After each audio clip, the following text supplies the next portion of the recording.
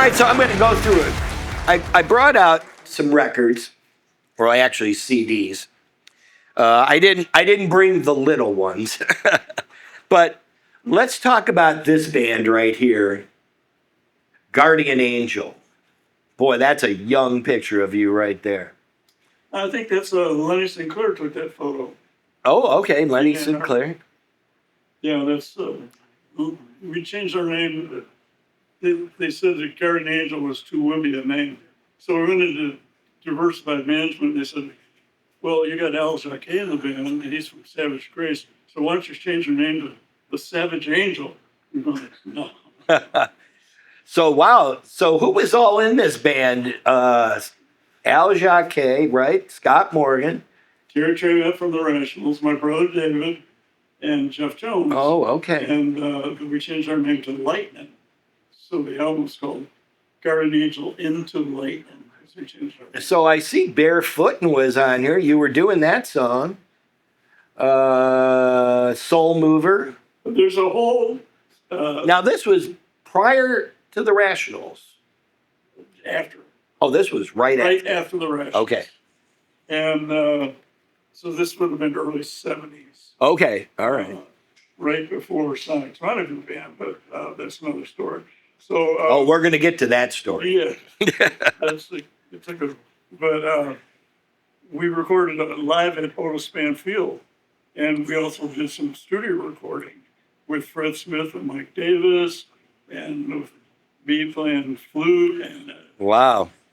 So so this is well worth picking up right here. Pretty good. All right, so this is the album that never really happened that should have happened, called Meet the Rationals. Never seen that. First album by Ann Arbor's phenomenal pop combo. And Feeling Lost was on here. Gave My Love. I Need You. You had two I Need Yous. You had the Kinks, I Need You. The Kinks. So, and then, and these are all 80 Square records. They were all recorded. So this would have been what probably was, this is a fantasy record that would have probably come out had you... It's taken at the train station in Ann Arbor. Oh, okay. Good photo. Now this is the one that everybody seeks. It's the Lost Fan Club album with unreleased material. It's got Hold On Baby, Respect, Sing, all the big ones. But it also has a jam on here. It's got other different versions, demos, Smokestack, Lightning, outtakes. I mean, this is the one that everybody seems to want to try to find. It's called the Lost Fan Club. Anybody have that one? We had a really good fan club, and they were responsible for us stopping the show at Podell Hall. So they rushed the stage. Yeah. They made us leave. And so we decided to make an album for the fan club. Okay. Oh, is that how that came about? Oh, all right. So this was the era that I loved. And we really got to hang out a lot and do a lot of shows together, broadcasts. Even at the Ritz in Roseville, I remember you playing with Scott's Pirates. So tell me, because Kathy DeShane was in this band. Yes, she was. She was great. Scott Ashton on drums. Oh, Scott Ashton from the Stooges. Gary Rasmussen from the Hub. Yeah. Oh, Gary Rasmussen. All right. So that was a pretty... And I'm the only one that's... Well, Kathy's... she's out in Portland, Oregon. Okay. Well, yeah, when you want to talk about... I mean, some of our heroes have really passed away, Scotty. And a couple of things happened in our lives together. One, seeing you at St. Matthew's. Two, being able to do all these great projects with the Pirates. Three was Guitar Army. And if you recall, Guitar Army, the band that we did at Harpo's, yes, was kind of your and I band. You used to teach me some guitar. Can you imagine? Here I've got a hero teaching me, guitar, and I'm not real good. So Scott would go, but Doug, it's this way, So he's trying to teach me guitar. We put a show together at Harpo's. Anybody remember that show, the Guitar Army at Harpo's? Great show. David Black played on it. David Black, who just passed away. And I think Mark Farner. David unplugged your guitar. No, it was Mark Farner. Farner unplugged your guitar? So I'm standing between Scott Morgan and Mark Farner, and I'm just wailing away. I'm having a great time. I'm singing back up. And Mark turns around on the second song, at the end of the second song, looks at me and goes, Doug, I'm just going to turn you down a little bit. And he just turned me off.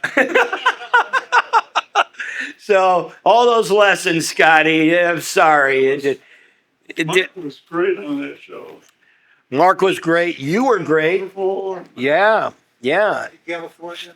Oh, Randy California was there that Gary Great show. Gary Spagnola. We had Jimmy Romeo, who was here on sax. Brian Pastoria, Gunnar Ross. I can't even think of all the people that were involved. Chad Smith. Chad Chad Smith, yeah. from Toby Red at the time. Yeah. Now with the Peppers. Red Hot Chili Peppers. It was.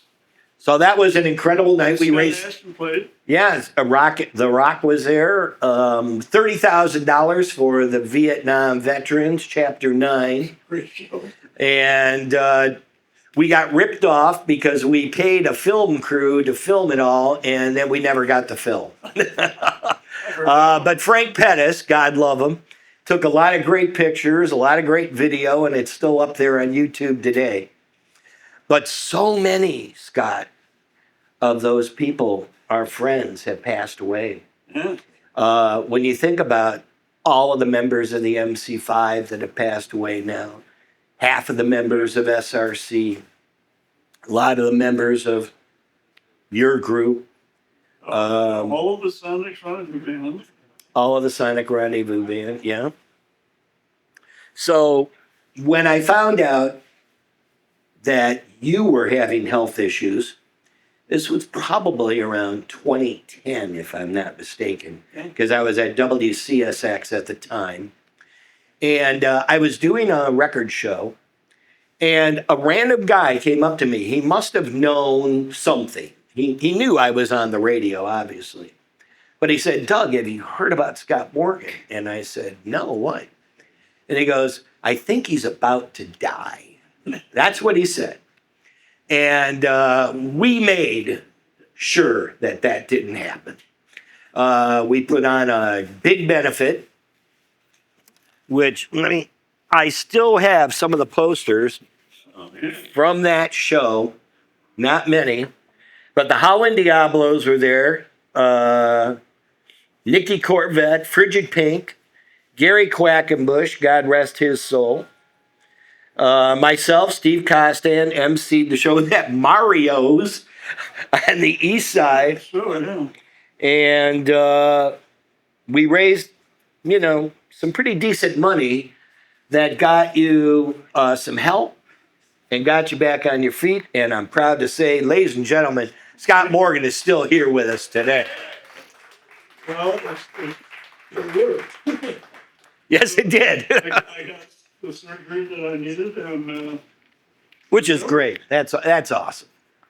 That's just awesome. So the history, and then of course you went on to do so many great solo things. So many videos are up on YouTube.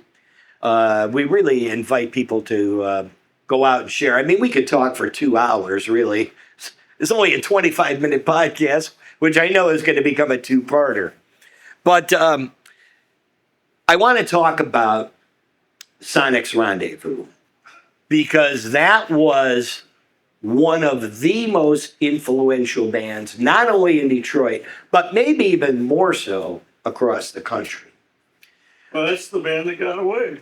And Yeah. We had Scott Ashton from the Stooges, Fred Smith from Sonic Rendezvous Band, Gary Rasmussen from the Up, and for a while we had Ron Cook from Catfish and Mitch Riders Detroit.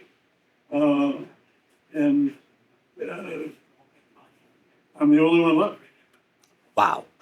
And Fred Sonic Smith from the MC5 at the time had just left pretty much the MC5.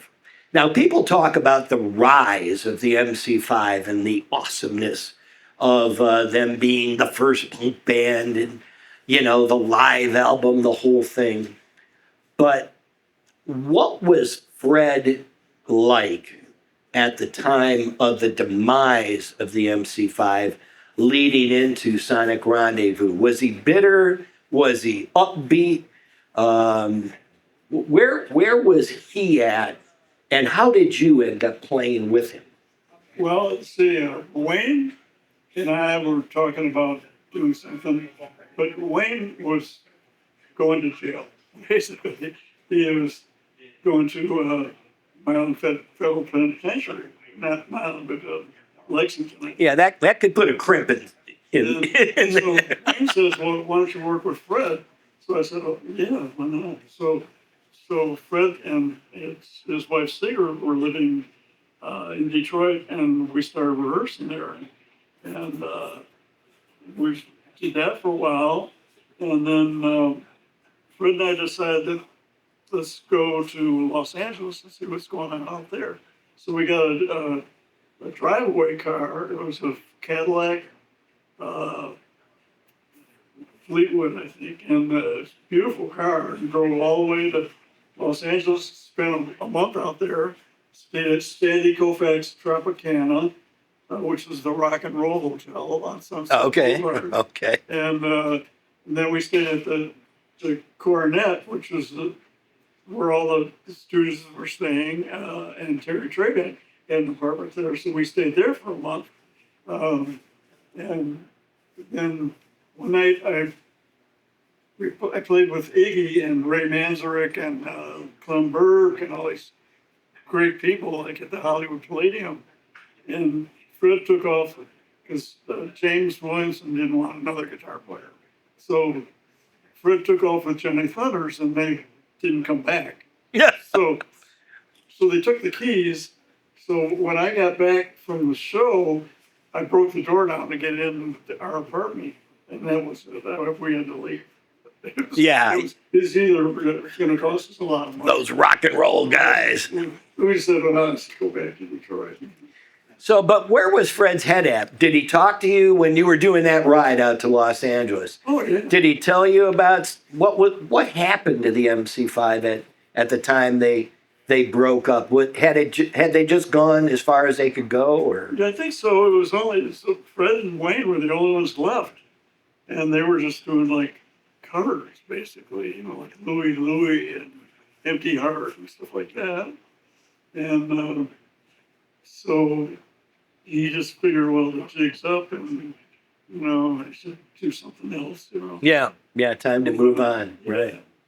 So that's how we got started, and it just ended up lasting for like 5 years. So many people look at that music that you put out with Sonic Rendezvous and just really herald that as the true leap to the punk electric sound. And we recorded City Slang, which became like An anthem. very important song. And but the other side was Electrophonic Tonic, so we put out a single of that, and that's all we released. So later on, Patti Smith, after she was married to Fred, decided that we needed to put out something with Bob Matthews, the photographer, and they set up this deal with Easy Action Records in London, and we put out a box set. Yes. Yeah. And so now we had like 6 discs of music. Now you had too much out at once. Awesome. Yeah. Who was managing that band? John Sinclair? Did you have management? Not really. I mean, there are some famous photos of you guys backstage. I mean, it looked like it was a party 24/7 for that band. Yeah, we're basically managing ourselves. Like, we would set up dates and photo sessions. And that Right, sort of right. thing. Were you writing with Fred Smith at the time? Yeah. You were sharing a room together and writing and Not necessarily the songs like Lennon McCartney or Jagger Richard, okay. but more like Fred would do his songs and I would do mine. Okay. All right, gotcha. So when you were out in LA and I was told to ask this question, when you were out in LA, is that when you met Jimi Hendrix? And what is the story of you and Jimi Hendrix? I was just talking to John Carter from Second Chance about this, and we had opened for Jimmy at Flint IMA Auditorium. We were supposed to do Masonic Temple, but they switched our spot for the MC5. And so we played the Flint show. And then when we were booked at Steve Paul's Scene in New York, we were the house band for like 4 nights. And every night, a different headliner would come in, NRBQ or Slim Harpo or Fleetwood Mac, the original Fleetwood Mac. And Johnny Winter was managed by Steve Paul. So Johnny would come in and play, and then Hendrix would come in to jam with Johnny. Oh, And okay. so a couple nights, like it's just Stephen Stills on bass and just this band thrown together. And the last night, I go out front and I'm standing there on the sidewalk and Jimmy's in the limousine in front of the place. And some guy comes up and says, "Why don't you come with us? We're going to go jam." And I said, "Well, I better go tell my band." So I went and told the band, like, I'm supposed to go jam with Jimi Hendrix. I gotta go. So I went back outside and they were gone. Of course.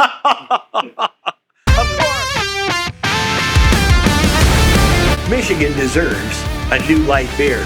Outlaw Light from one of Colorado's oldest breweries. Welcome to the Motor City.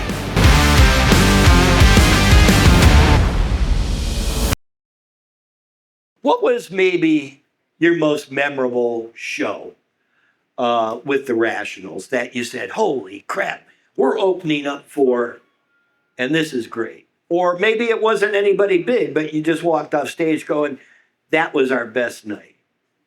Well, let's see. When Anita was out, we did Hudson's at the 6th floor ballroom. And they were carrying girls out. They were fainting because it was, jammed in this little room.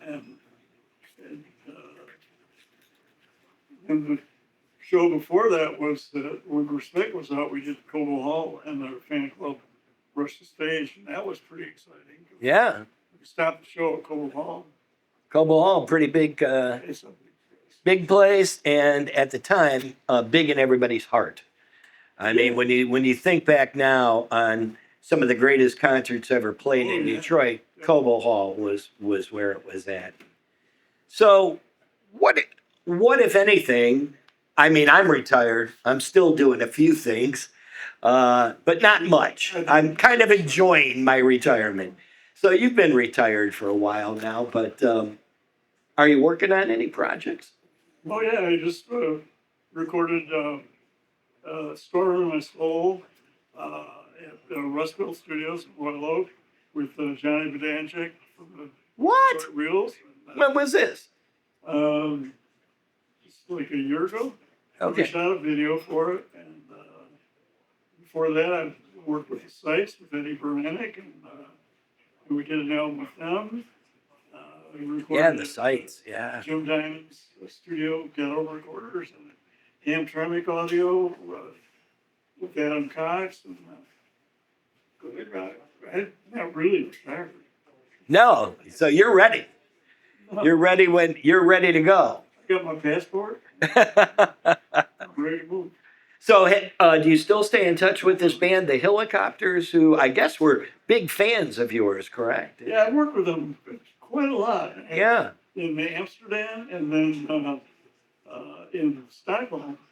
And in Amsterdam, we did like Western European tours, and I went over with Tennis Tech.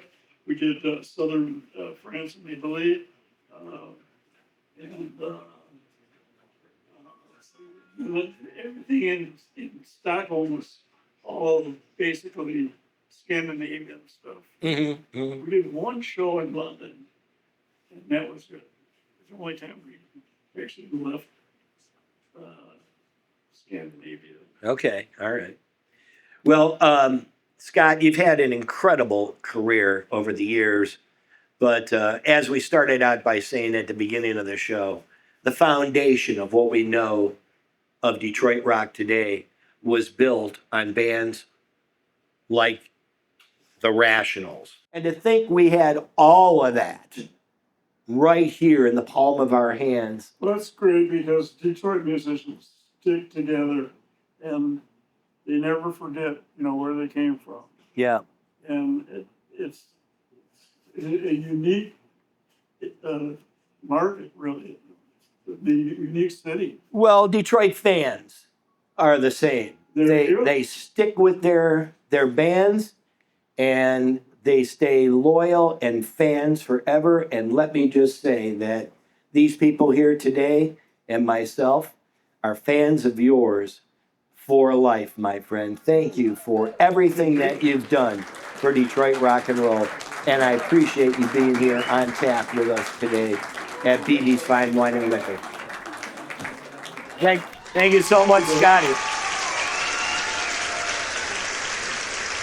Congratulations on everything, and keep rocking.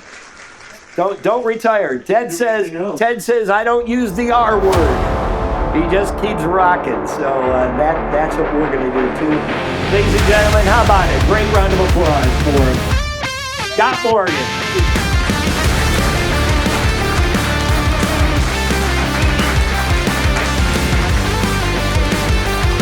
On Tap would like to thank Outlaw Light Beer. Michigan deserves a new light beer from one of Colorado's oldest breweries. Welcome to the Motor City. And Rosa Amplification, Daytona, Detroit, and soon the world. And BB's Fine Wine and Liquor at 21 Mile and Shader in Shelby Township.